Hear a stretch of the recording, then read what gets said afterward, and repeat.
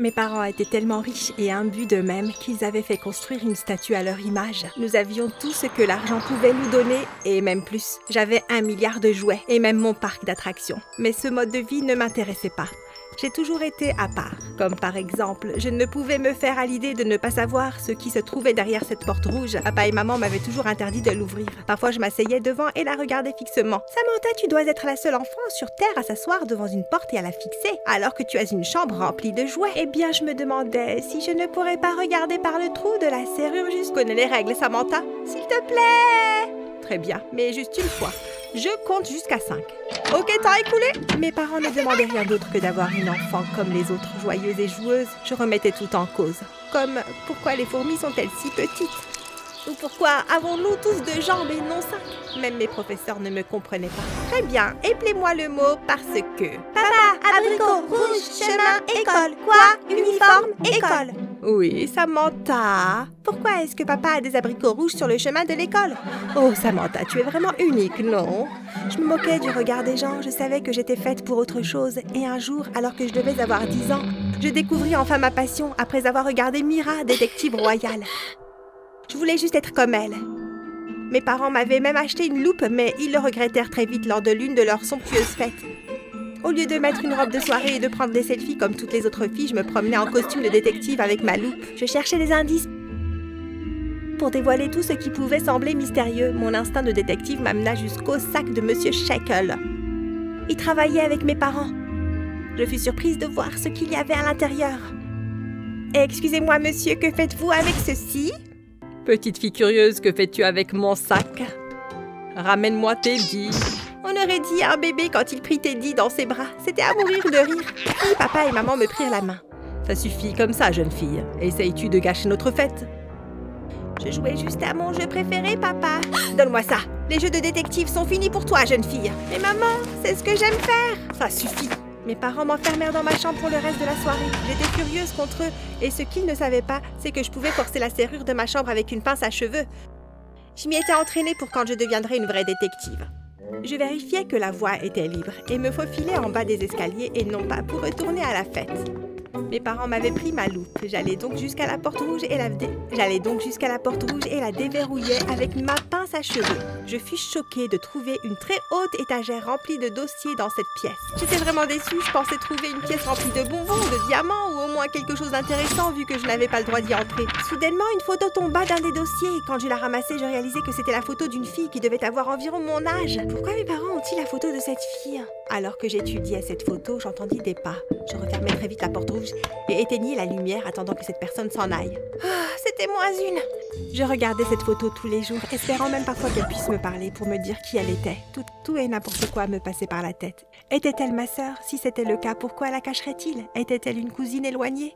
Ça ne pouvait être une vieille photo de maman. La fille avait les yeux bleus. Tout cela m'était inutile, sauf si j'étais assez courageuse pour demander à mes parents, ce que je n'étais pas.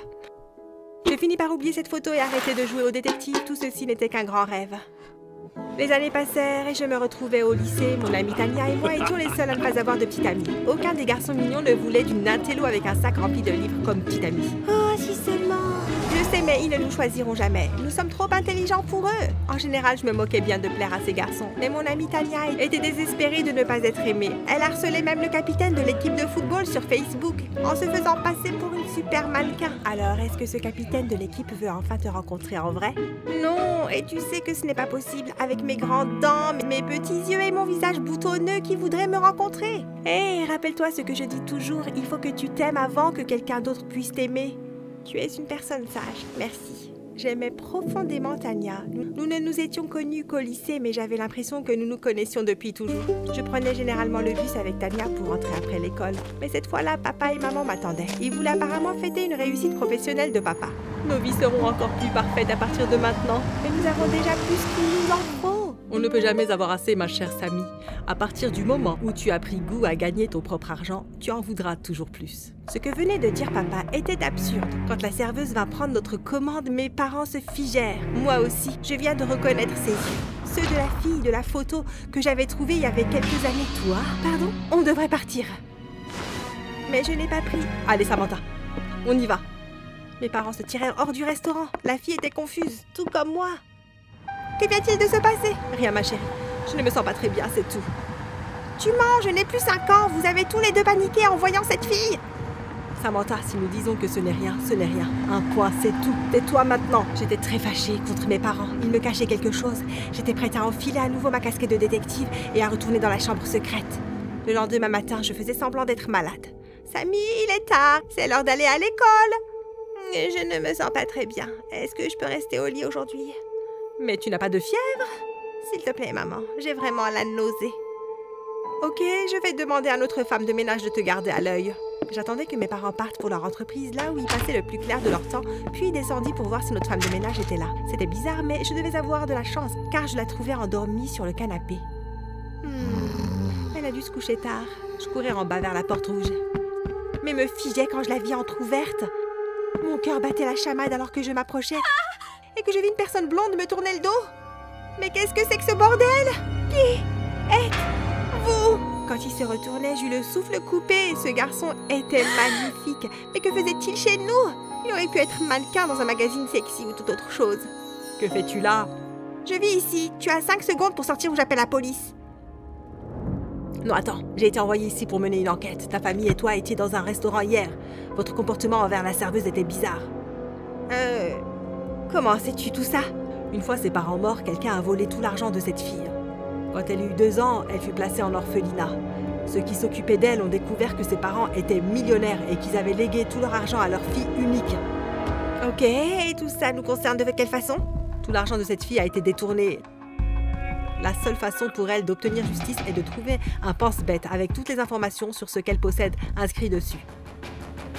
Je ne comprends toujours pas ce que cela a à voir avec nous. J'avais peur d'admettre que ce garçon pouvait avoir raison. Mes parents pourraient très bien être mêlés à cette fraude. Eh bien, leur réaction d'hier a alerté cette fille. Elle a donc contacté la CIA, qui travaille sur ce dossier depuis des années. Si tu sais quoi que ce soit, il faut nous le dire. Je commençais à transpirer. J'étais anxieuse alors qu'il m'interrogeait. Il me rattrapa soudainement alors que j'étais sur le point de m'évanouir. Hé, tu vas bien? Pouvons-nous sortir d'ici? Je me sens nauséeuse. Arrivée dans ma chambre, je me devais de faire ce qui était juste. Je lui montrai donc la photo. Je l'ai trouvée il y a des années dans la pièce du rez-de-chaussée. C'est la fille du restaurant. Tu sais ce que cela signifie, non? Ce n'est qu'une photo. Tes parents sont peut-être ceux qui ont détourné l'argent. Je fondis en larmes. C'était sûrement la vérité. Et ce garçon mignon devant moi me réconforta. Je laisserai rien t'arriver. Je m'appelle Jake et voici mon numéro. Si tu trouves quoi que ce soit, appelle-moi. Merci Jake. Je m'appelle Samantha. Et je ne veux vraiment pas que mes parents finissent en prison. Je sais, mais cette fille, à qui ils ont volé tout son argent, a du mal à joindre les deux bouts depuis des années. Tu peux partir par la porte principale. Notre femme de ménage s'est endormie. Oups, j'ai failli oublier. Je l'ai vue dans la cuisine et elle est aspergée avec du somnifère. Elle devrait se réveiller d'ici 1 heure environ. Sur ces mots, il sauta par la fenêtre et disparut comme Batman. Après tout ce que Jake avait dit, je n'étais plus la même. La pensée d'avoir des parents capables d'une telle chose me terrifiait. Mais qu'ils finissent en prison serait pire. Qu'adviendrait-il de moi? Samantha, Samantha. Hein? C'est à ton tour d'aller au tableau. Je n'étais pas moi-même. Et il était hors de question que je me lève pour aller au tableau. Toute mon existence était réduite en miettes. Que se passe-t-il avec toi? Je regardais Tania et voulais tout lui raconter, mais je ne réussis qu'à pleurer. Parle-moi. Rien ne va à la maison. Je suis désolée. Tu veux en parler? Je rentrais plus tôt ce jour-là. Je me ressaisis et fouillais la chambre secrète de fond en comble pour trouver cette carte. Je ne trouvais que différents papiers sur différents comptes. Rien n'était au nom de mes parents. Notre vie n'était qu'un mensonge. Tout allait devoir être révélé à certains points. Plus tard cette nuit-là, mes parents recevaient M. Tchakiel. Il l'avait invité à dîner. Il avait toujours son sac, son Teddy Rose avec lui. Comme j'aimais l'agacer, je touchais son sac dès qu'il était dans les parages. Pardon? Vous êtes toujours encore amoureux de votre ours Teddy? Ce n'est qu'une peluche, il ne va pas se casser. Samantha, attention, Monsieur Tchakiel est bien plus âgé que toi. Je suis désolée, mais je trouve vraiment drôle le fait qu'un homme de son âge soit amoureux d'un ours en peluche. Sauf si un trésor est caché à l'intérieur. Mes parents dévisagèrent Monsieur Tchakiel, qui déglutissait de manière très coupable. Je crois qu'il est temps que tu ailles te coucher, Samantha. Je n'hésitais pas une seconde à suivre les ordres de maman. Je voulais appeler Jake. Salut, je crois que je sais où se trouve cette carte. Super, retrouvons-nous à minuit, à ta fenêtre. J'étais tellement anxieuse de revoir Jake et bien sûr de dénoncer mes parents. Quand il arriva enfin, j'avais des papillons dans le ventre. J'avais un coup de cœur pour lui. Ok, nous devons être prudents. Personne ne doit nous entendre. Oui, je sais. La carte n'est pas là. Je pense qu'elle est dans l'ours en peluche de Monsieur Shekiel.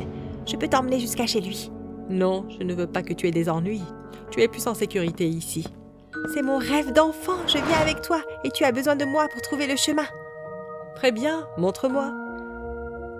Jake avait garé sa voiture à l'extérieur. J'étais très nerveuse à l'idée de cette mission, mais je savais en mon fort intérieur que j'étais faite pour ça.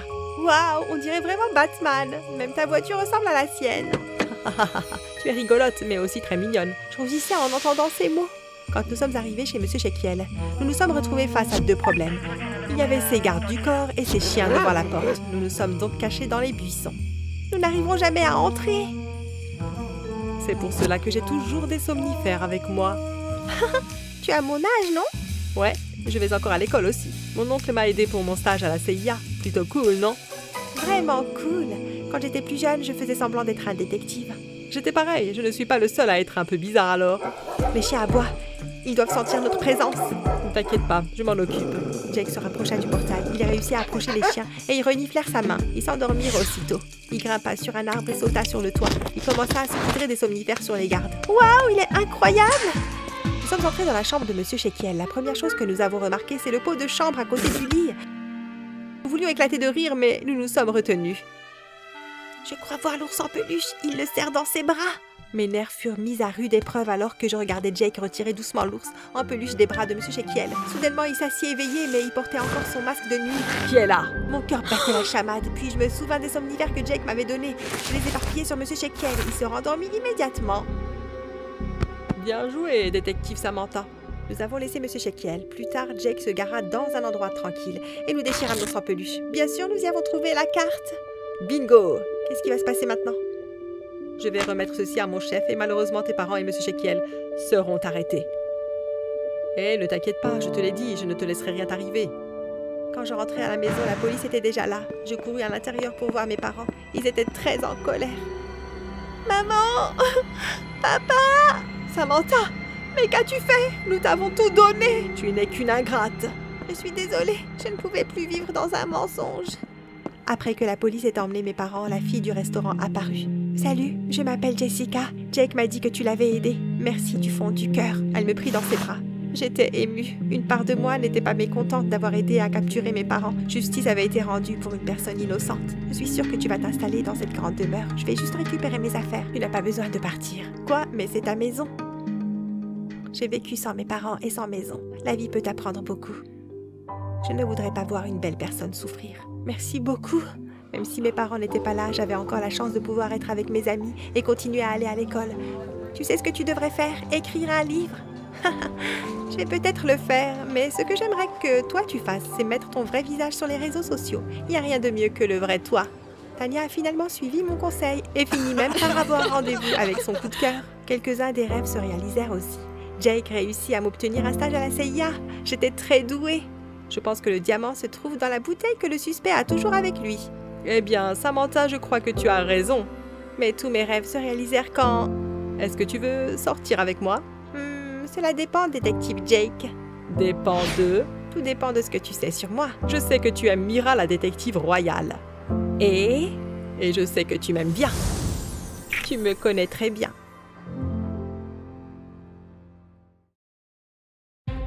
Tu es si cruelle, Kiara. Tu sais quoi? Un jour, quelque chose de grave va t'arriver et personne ne t'aidera parce que la vérité, c'est que tu es affreuse. Salut, je m'appelle Kiara et je viens de Louisiane. Aimez cette vidéo et abonnez-vous. Maman est décédée quand je suis née, alors mon père, multimilliardaire, m'a élevée seule et il m'a gâtée avec de l'argent. Le monde se pâmait devant moi, mais je savais que c'était juste parce que j'étais la fille d'un milliardaire. Une fille, Rita, la fille que vous avez vue plus tôt, était particulièrement ennuyeuse. Elle me suivra partout. Oh, tu as renversé du jus sur tes baskets. Elles sont imperméables. Oh, désolée. Les gens disaient qu'elle était super sympa, mais je la trouvais trop fausse. Et ça me démangeait de m'en débarrasser. Alors, quand elle m'a invitée à son 17e anniversaire et qu'elle était sur le point de couper le gâteau, je me suis approchée d'elle et j'ai retiré sa perruque. Regardez les gars, les cheveux de Rita font en fait 5 cm de long. Tous les enfants du quartier étaient là, y compris son amoureux Derek. Son visage est devenu rouge et elle a prononcé Ces mots de malédiction pour moi. Elle a arrêté de me rendre visite et de me parler après ça. Mais c'était un point pour moi. Alors que je faisais semblant d'être la plus heureuse à l'extérieur, à la maison, je me sentais seule. Papa n'était pas toujours là et je ne voulais pas fréquenter les domestiques. Alors je passais beaucoup de temps sur les réseaux sociaux. Un après-midi, j'ai vu un tweet viral sur un braquage de banque survenu ce jour-là en Louisiane. Les voleurs étaient recherchés par la police. J'ai à peine eu le temps d'y penser que la porte de ma chambre s'est ouverte à ce moment-là. Hé, chérie! Papa! Cela faisait plus de 2 semaines que mon père était parti pour un de ses voyages d'affaires. Il ne m'a jamais dit ce qu'il faisait là-bas, seulement que c'était top secret et qu'il ne pouvait pas m'emmener avec lui. Je suis venue juste pour voir ton visage. Je vais y retourner tout de suite. Est-ce sûr? J'ai entendu que des voleurs. Désolée ma princesse, je te contacterai. J'ai alors remarqué que papa avait l'air très tendu. Qu'est-ce qui se passe, papa? Vous êtes encerclés. Ouvrez cette porte tout de suite. Soudain, le reflet de sirène clignotante a envahi ma chambre. Je me suis précipitée à la fenêtre et j'ai vu des voitures de police garées dans notre allée et de nombreux policiers armés se dirigeant vers la porte. Je me suis retournée pour dire à papa ce que j'avais vu, mais il était en train de sortir de la pièce. C'était comme un mauvais film. La police a attrapé mon père avant qu'il ne puisse s'échapper et l'a arrêté pour des années de cyberfraude et le récent braquage de banque. Tous nos serviteurs se sont enfuis. J'étais choquée jusqu'aux os. Je ne pouvais pas croire que papa était un criminel. Je suis restée debout toute la nuit dans la maison, seule et en larmes, souhaitant pour la première fois avoir un ami, même s'il s'agissait d'une personne bizarre comme Rita. Comme elle me manque maintenant. Comment allais-je faire face aux gens? Tout le monde savait ce que mon père faisait depuis le début. Pour aggraver les choses, le lendemain, 2 hommes d'une agence de sécurité sont venus me dire qu'ils allaient confisquer toutes les possessions de papa, y compris ma voiture et notre maison. Où vais-je vivre? Tu vas vivre avec moi. J'ai regardé fixement la femme d'âge moyen que je n'avais pas remarquée avant derrière les hommes. Et tu es? Je suis la grande sœur de ta mère, Marie du Texas. Le Texas? Cet état de cow-boy et de ferme? Burk! Je me suis mise à courir. Je refusais de vivre avec une tante que je n'avais jamais vue auparavant. Elle avait l'air si pauvre. Hé, reviens ici! J'ai couru à une vitesse folle jusqu'à ce que j'arrive à la maison de Rita. Rita, s'il te plaît, ouvre! Que fais-tu ici? Rita! Pardonne-moi, s'il te plaît, dis à tes parents de m'adopter! Mes parents ne peuvent pas héberger la fille d'un criminel. Désolée de te décevoir. Je méritais probablement ce qu'elle m'a dit, mais il était hors de question que je retourne à la maison avec cette femme qui m'attendait pour m'emmener au Texas. J'ai erré sans but pendant 1 heure jusqu'à ce que je me retrouve au parc. Fatiguée, je me suis assise sur le banc et je me suis vite assoupie. Mon erreur, parce que quand j'ai rouvert les yeux, je me suis retrouvée dans une petite chambre miteuse. Où suis-je? La femme qui se faisait appeler ma tante est apparue sur le seuil de la porte. Tu es enfin réveillée. Bienvenue au Texas. Quoi? J'étais au parc en Louisiane et c'est la dernière chose dont je me souviens. Elle m'a dit qu'elle m'avait cherché, trouvée endormie sur un banc là-bas, en raison de son travail. Elle a dû retourner au Texas aujourd'hui. Avec l'aide de ses agents de sécurité, j'ai été emmenée dans sa voiture et à leur grande surprise, je suis restée endormie pendant tout le trajet. Ramenez-moi tout de suite! Chiara, tu devrais être reconnaissante pour cette opportunité. Elle avait raison. Si Rita pouvait agir de la sorte avec moi, que feraient les autres enfants du quartier? Tout le monde se moquerait de moi. Je peux avoir quelque chose à manger? Bien sûr. Puis elle m'a servi un plateau de nourriture et je ne pouvais pas distinguer de quoi il s'agissait. Qu'est-ce que c'est? Soupe de haricots blancs. C'est un repas pour les paysans. Un demi-pain est mieux que rien. N'ayant pas le choix, j'ai mangé le repas. Mais j'ai juré de commander quelque chose de plus convenable le lendemain matin. Mais le matin, lorsque j'ai essayé de commander un petit déjeuner chez un livreur de petit déjeuner voisin, j'ai découvert que la carte de crédit que papa m'avait donnée avait été bloquée. Comment pourrais-je vivre dans la pauvreté? Pendant des jours, je suis restée enfermée dans la petite pièce. Tante Marie allait travailler et revenait pour me trouver dans la même position. Parfois, je rejetais sa nourriture paysanne. La nourriture est devenue froide. La nourriture est indigne de moi. Si c'est si grave, pourquoi ne trouves-tu pas un travail qui te permettra de gagner de l'argent pour t'offrir tes repas préférés? Je savais que je lui avais fait passer un mauvais moment, mais j'étais tellement en colère de voir comment mon monde avait été chamboulé que je ne voyais rien d'autre jusqu'à une nuit orageuse. Ah! Je déteste les orages! Tante Marie! Je l'ai trouvée en train de dormir sur le sol du salon. Hé, pourquoi tu es sur le sol? Va dans ta chambre. Tu dors dedans. C'est ta chambre? Tu l'as laissée pour moi? Je n'avais pas pris la peine d'explorer la maison, donc je ne savais pas que c'était la seule chambre ici. Mais pourquoi ferait-elle ça? Elle n'avait rien à gagner de moi. Tu dors par terre ici pour que je dorme dans le lit? Pourquoi m'avoir amenée ici alors que tu n'es même pas à l'aise? Tu es ma précieuse nièce. Tu préfères que je te laisse et que tu sois placée dans une famille d'accueil? J'avais les larmes aux yeux. Pendant tout ce temps, je me suis comportée comme une gosse avec elle alors qu'elle m'avait fait une faveur en se montrant. Je doutais que j'aurais survécu dans une famille d'accueil.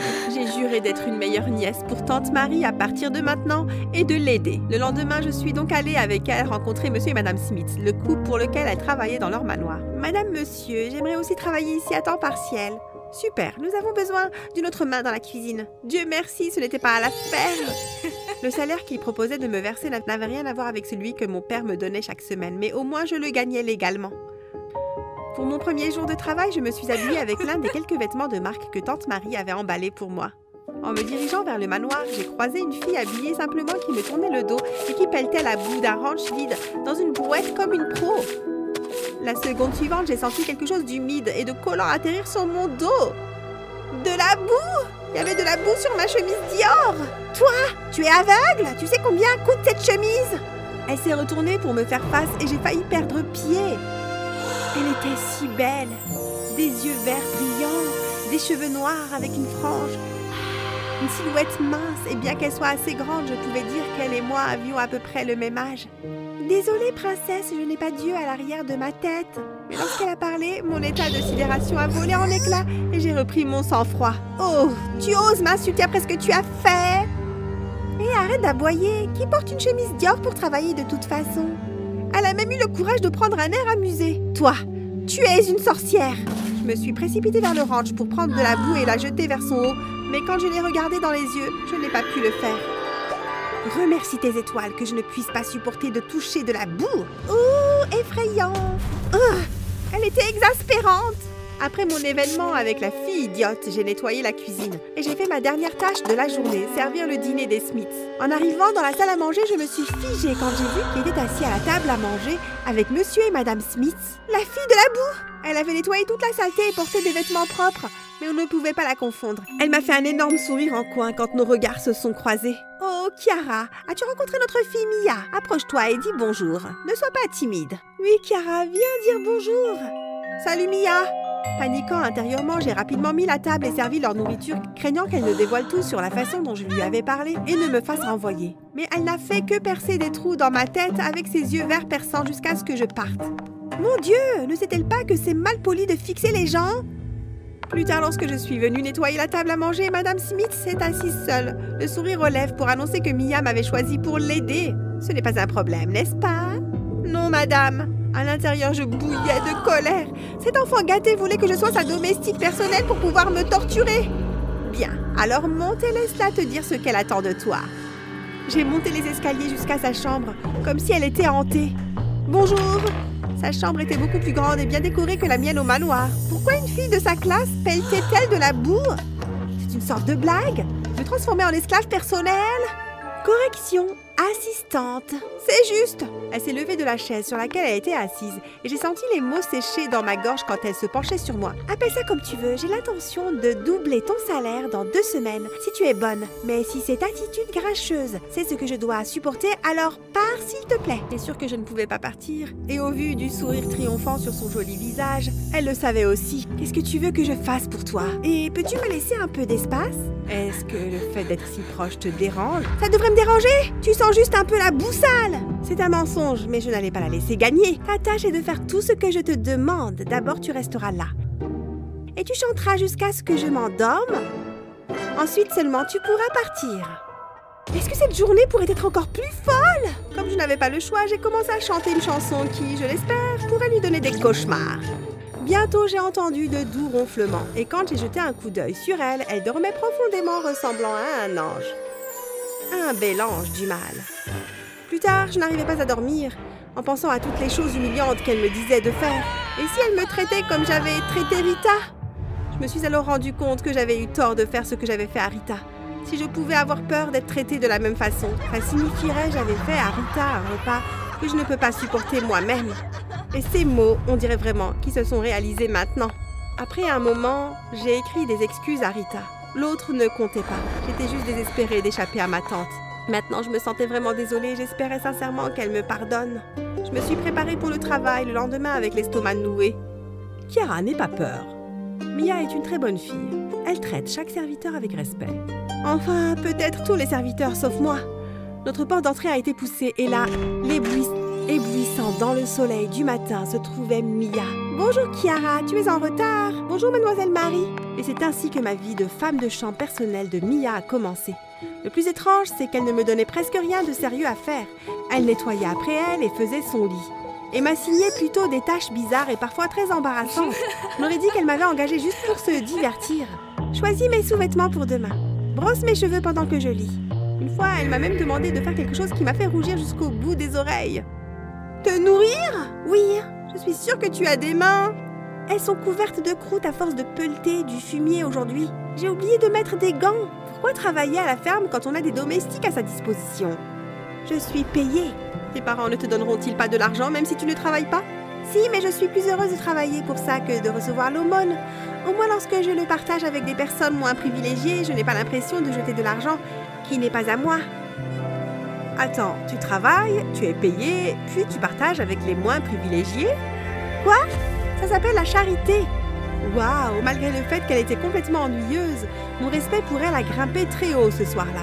C'était une bien meilleure personne que je ne l'avais été lorsque j'étais à sa place. Elle traitait même les femmes de chambre comme si elles étaient des amies. J'ai réussi à lui donner quelques cuillères quand j'ai remarqué que nos visages étaient très proches. C'était comme si elle allait m'embrasser. Je dois y aller. Chiara! J'ai fait de mon mieux pour éviter Mia après ce jour. J'avais besoin de démêler tous les sentiments confus qu'elle me faisait ressentir. Heureusement, elle ne m'a pas dérangée non plus. Je me suis concentrée pour aider Tante Marie à la ferme. Un jour, je jetais de la nourriture dans le bassin à poissons quand j'ai entendu un grognement derrière moi. C'était un taureau d'une taille monstrueuse qui trépignait sur le sol. On aurait dit qu'il était sur le point de me charger. Au secours! Chiara! Sortie de nulle part, Mia est apparue avec un tissu rouge et a commencé à l'agiter devant le taureau, le détournant de moi. Recule, mon garçon! Bientôt, d'autres serviteurs se sont précipités et ont aidé à maîtriser le taureau. Mon cœur battait encore fort quand Mia s'est approchée de moi. Chiara, tu vas bien? Quelque chose dans la manière douce dont elle m'a parlé et l'inquiétude dans ses yeux m'a attirée comme un aimant. Et avant que je puisse réaliser ce que je faisais, j'ai pressé mes lèvres contre les siennes. Ah, c'est un remerciement pour t'avoir sauvé la vie? Oh, je suis désolée, je ne savais pas quand je... Tu dis que tu regrettes? Parce que moi, non. Ah bon? Je t'ai aimé dès le premier jour, où tu m'as crié dessus. C'est donc pour ça que tu as pris un congé sans autorisation? Je devenais trop sexy pour toi? Je n'ai jamais ressenti ça avant. Tu m'aimes vraiment bien? En réponse, elle a pressé ses lèvres contre les miennes à nouveau, et j'ai pris cela comme un oui. Tante Marie s'est alors précipitée vers nous, un téléphone à la main. Je ne sais pas si elle nous a vus nous embrasser, ou même si elle savait que j'avais presque été attaquée par un taureau, mais elle avait l'air vraiment anxieuse. Chiara, il y a quelqu'un en ligne pour toi. Qui? Ta mère. Ma mère? Comment? Elle n'est pas morte?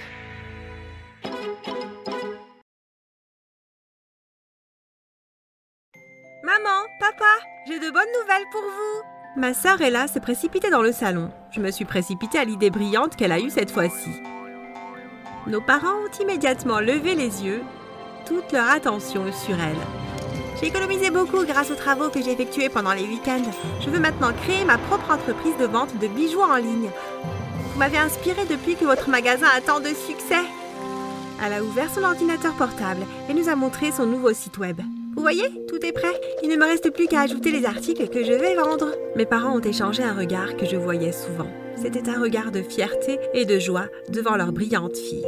Puis papa s'est tourné vers moi. Tu ne vas pas féliciter ta sœur? Peu importe. J'ai roulé les yeux. Prends cette attitude et va dans ta chambre. Je me suis levée pour partir, mais Ella m'a bloqué le passage. C'est bon, papa, ne sois pas trop dur avec Kate. Elle rattrapera son retard un jour. En fait, elle a réussi à obtenir un C à son dernier test de mathématiques, ce qui est bien mieux que le D qu'elle avait obtenu au test précédent. N'est-ce pas génial? Elle m'a lentement frappé au visage et a ri. C'était humiliant. Je me suis jetée sur elle, les plaquée au sol, et elle commence à lui tirer les cheveux. Kate, tu me fais mal! Maman m'a attrapée et m'a retirée d'Ella. Éloigne-toi d'elle, petite folle. Je me suis levée, j'ai couru vers ma chambre. Je n'aurais pas dû la laisser m'atteindre maintenant. Mes parents avaient une autre raison de me détester. Yep, c'était juste un autre samedi soir normal dans ma maison. Nos parents me comparaient constamment à Ella, qui selon maman était sa fille parfaite et la plus talentueuse. Si seulement maman savait à quel point elle avait tort. Vous voyez, ma grande sœur avait perfectionné l'art de tromper nos parents en leur faisant croire qu'elle était un ange. Elle s'est épanouie dans ses études et a également aidé nos parents dans leur bijouterie. Il n'y avait pas de mal à ce qu'elle soit d'une beauté frappante et qu'elle soit un papillon social. Tout le monde la voulait dans son cercle et tous les garçons voulaient sortir avec elle. La vérité, c'est qu'Ella était mauvaise, manipulatrice et très rusée. Et j'étais la seule à voir à travers son masque. Regardez jusqu'à la fin pour voir comment les mensonges d'Ella l'ont rattrapée et comment la vérité sur qui elle était vraiment est apparue. Aimez aussi cette vidéo et abonnez-vous à cette chaîne pour voir plus de vidéos sympas comme celle-ci. À la fin du mois, l'activité en ligne d'Ella était lancée. Je l'ai toujours vue livrer des articles emballés à certains de ses amis à l'école. Un soir, notre conversation au dîner a pris une tournure très intéressante. Alors Ella, comment vont les affaires? Ça se passe bien, papa. Je suis désolée de ne pas avoir eu beaucoup de temps pour aider au magasin. J'ai été occupée à faire des livraisons. Ne t'inquiète pas pour ça, chérie. En parlant du magasin, il s'y est passé quelque chose la nuit dernière. Si je me suis pas trompée, j'ai vu Ella tendue. Il manque quelques objets dans la salle de stockage. Je crois qu'on s'est fait voler. Quoi? C'est horrible! Ouais, la police enquête. Vous n'avez pas de caméra au magasin? Si, mais les voleurs portaient tous deux des masques. Donc vous n'avez pas de suspect? Pas encore, mais la police interroge Thomas, l'agent de sécurité. Ella, qui semblait s'ennuyer de toute cette conversation, s'est soudainement étouffée avec sa nourriture et a commencé à tousser à plusieurs reprises. Tu vas bien, chérie? Je ne peux pas. Elle s'est levée et a couru hors de la pièce. Qu'est-ce que ça veut dire? Je n'en ai aucune idée, mais j'allais le découvrir. J'ai gardé un œil sur Ella et rien d'intéressant ne s'est produit au début. Mais une nuit, je l'ai entendue ouvrir la fenêtre de sa chambre. Je me suis précipitée vers ma fenêtre et je l'ai vue sauter et tomber sur des buissons en contrebas. C'était ça! J'allais enfin découvrir ce qu'elle manigançait. J'ai rapidement mis une veste et sauté par la fenêtre, tout comme Ella. On l'avait fait tellement de fois, mais on n'avait jamais été blessé ou pris. Elle a couru dans la rue et j'ai couru après elle en faisant de mon mieux pour ne pas être vue. Quelques minutes plus tard, j'ai vu les phares d'une voiture clignoter 2 fois et Ella s'est précipitée vers elle. La porte de la voiture s'est ouverte et un homme en est sorti. Je connaissais cet homme. Thomas, salut. Où est-il? Je pourrais perdre mon travail et aller en prison pour ça. Calme-toi, il ne soupçonne rien. Maintenant, passe-moi le paquet. Je dois rentrer avant que mon agaçante sœur ne découvre que je suis partie. D'accord, d'accord. Mais c'est la dernière fois que je t'aide à voler tes parents. Je ne pouvais pas croire ce que j'entendais. Comme si tu pouvais refuser l'argent que je te paye. Maintenant, parle. Quand Thomas est remonté dans sa voiture, j'ai couru dans la rue. J'ai grimpé par ma fenêtre. J'ai à peine dormi cette nuit-là. Je débordais d'excitation. J'allais partager mes découvertes avec maman et papa à la première heure demain matin. Le petit déjeuner allait être très divertissant pour moi et choquant pour Ella. Cependant, le lendemain matin, je me suis réveillée et j'ai trouvé papa et maman partis et Ella prenant son petit déjeuner toute seule. Et où sont maman et papa? Ils sont déjà partis au magasin. Mais ils prennent toujours le petit déjeuner avec nous. Ils ont dû partir plus tôt que d'habitude. Tu avais quelque chose à leur dire? Pas vraiment. Excuse-moi. J'ai pris mon sac et je suis allée à l'école. Je pensais à aller au magasin au lieu d'aller à l'école, mais maman et papa seraient furieux que je sèche les cours. J'ai décidé d'attendre le dîner. Immédiatement après l'école, j'ai couru à la maison. Il était enfin temps d'exposer Ella. Dès que j'ai franchi la porte, j'ai commencé à parler. Maman, papa, vous n'allez pas croire ce qu'Ella... Kate, explique-nous ce que ces bijoux faisaient dans ta chambre.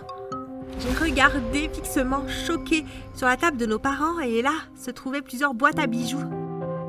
De quoi parlez-vous? Ella les a trouvés dans ta chambre et elle nous les a montrés tout de suite. As-tu volé ça au magasin?